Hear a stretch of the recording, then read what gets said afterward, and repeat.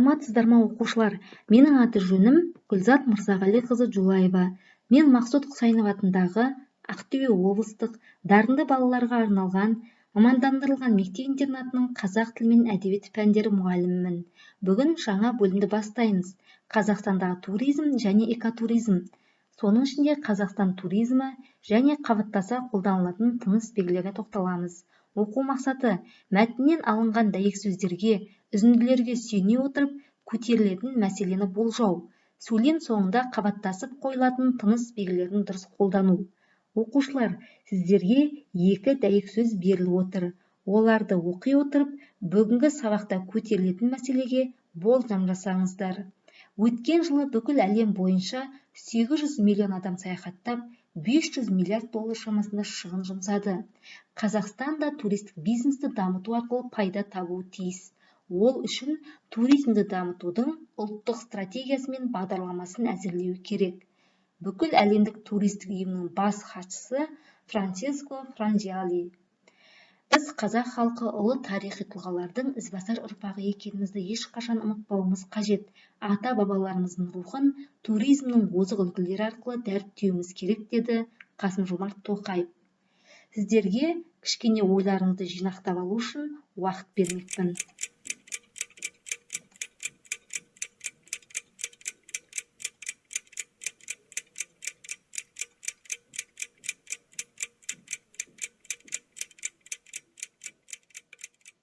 Уақыт аяқталды.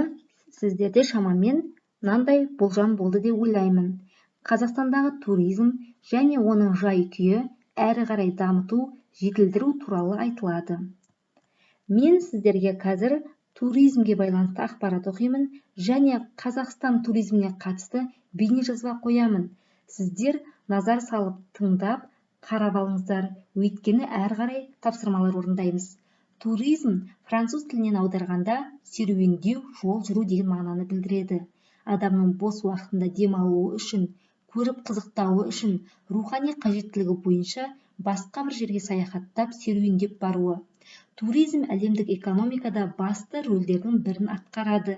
Жақын жердегі қысқа мезетте орындалатыны серуенделінсе, алыс жерге аттанған ұзақ мерзімдісі саяхат делінеді.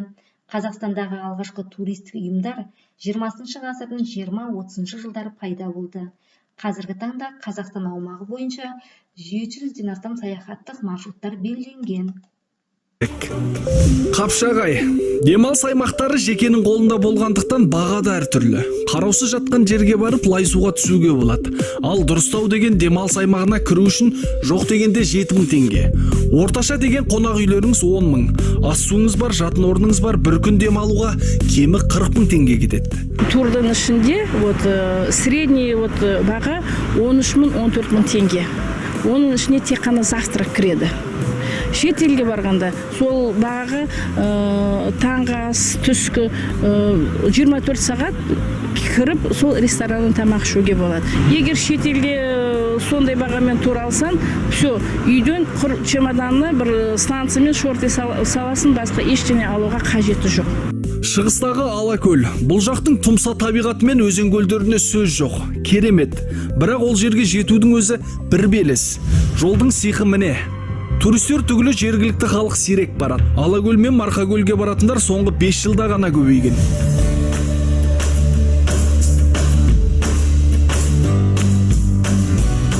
Жалпы Шығыс Қазақстан облысында ірілі-ұсақты 100-ге жуық демалыс орны бар, бірақ жолдары оңбай тұр.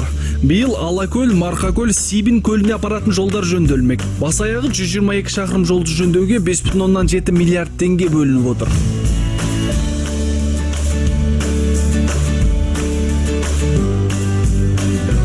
Балқаш. Әлемдегі су таза көлдердің бірі, бірақ келіп жатқан турист аз. Қазір 50-ге тарта демалыс аймағы бар. Бағасы Қапшағай мен Алакөлден кем түспейді.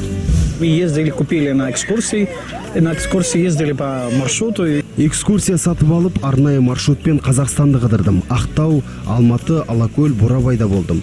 Табиғаттарыңыз тамаша, бірақ сервисті қызмет көрсету жағы төмен екен. Туристерге сапалы қызмет көрсету керек. Түрлі жеңілдіктер жасалса, адам көбірек келеді. Түркістан. ТМД-дағы ең танымал көне қалаға жыл сайын 1 миллионнан аса турист келеді. Одан сайын көбейтіп қаланы ауқымды туристік орталыққа айналдыру үшін қазір арнайы жоба дайындалған. Яғни ескі қала жаңаша түрленеді. Заманауи қонақ үйлер мен ресторандар ашылады. Тек жұмыс нақты қашан басталатыны белгісіз. Мыналардың бүкіл проектілерін жобаларын қайтадан отырып қарайық. Себебі оны жасап көргелі 10 жылдай уақыт өтіп кетті. Қазіргі жаңа талаптар бар, жаңа жыл сайын жаңарып отырады. Соған байланысты қайтадан қарап өңдеу керек. Елімізге турист келмейді емес, келеді. Мысалы 2015 жылы 7 миллионға жуық шетелдік қыдырып келген. Ал биыл одан да көп келеді деп күтілуде. Мысалы 2000 жылдары небәрі 800 мың адам ғана Қазақстанға аяқ басатын. Қазір мемлекет тарапынан туризмді дамытуға арналған арнайы бағдарлама дайындалуда. Бір жолға қойылмағанша Қазақстанды Түркия, Дубаймен салыстырудың қажеті де жоқ секілді. Оқушылар, бейнежазбаны жақсылап қарап алған болсақ, тапсырма орындайық. Сіздерге берілген ақпараттардың ақиқат не жалған екендігін ажыратыңыз. Туризм әлемдік экономикада басты рөлдердің бірін атқарады. Бұл ақиқат екен. Шетелдік турист Қазақстанда сервистік қызмет жағы төмен. Бұл ақиқат. Біз жаңа ғана көрдік. Қазақстан аумағы бойынша 400-ден астам саяхаттық маршруттар белгіленген. Бұл жалған. Өйткені 700-ден астам саяхаттық маршруттар белгіленген екен. Ал Алакөл мен Марқакөлге баратындар соңғы жылдар азайған. Бұл жалған ақпарат екен.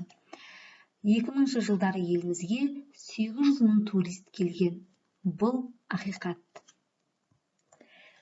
Бүгінгі бізге берілген тілдік бағдар тыныс белгілерінің қабаттаса қолданылуы. Бірінші қабаттаса қолданылатын тыныс белгі ол сұрау белгісі, леп белгісі немесе керісінше леп белгісі, сұрау белгісі. Сұраулы сөйлем лептік интонациямен айтылғанда сұрау басым болса, сұрақ белгісі бұрын, көңіл күй екпіні басым болса, леп белгісі бұрын қойылады. Әлі күнге өтеуліні бала дейсіңдер, қайдағы бала? Келесі қабаттаса қойылатын тыныс белгі ол сұрау белгісі көп нүкте.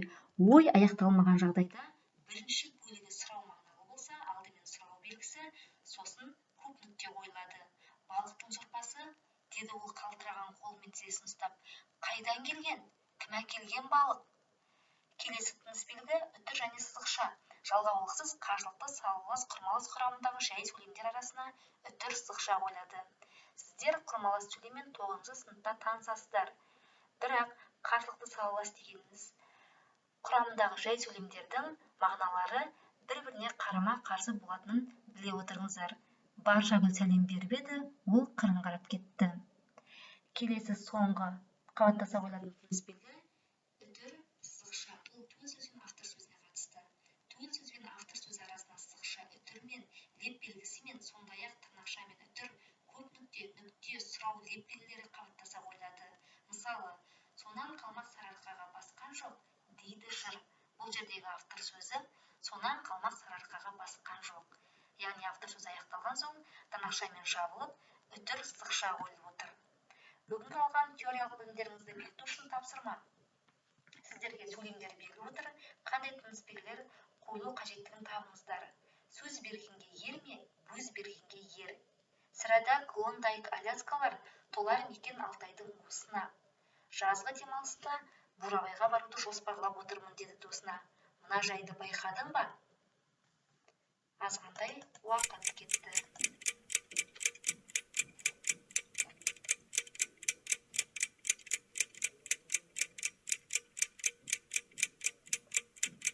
Тексерейік оқушылар. Сөз бергенге ер ме, өз бергенге ер. Бұл қарсылықты салалас, яғни үтір сызықша. Сірәда Клондайк, Аляскалар толар мекен Алтайдың уысына. Мұғалім Ақатайдың өлең жолдарының соңына сұрау белгісі, леп белгісі. Жазғы демалыста Бурабайға баруды жоспарлап отырмын, деді досына. Бұл төл сөзі мен автор сөзі, сондықтан тырнақшаға алынып, үтір сызықша қойылады. Мына жайды байқадың ба? Бұл жерде сұрау белгісі және көп нүкте екен. Үйге тапсырма балалар. Қазақстандағы туризмді дамытуға байланысты зерттеу жүргізіңіздер.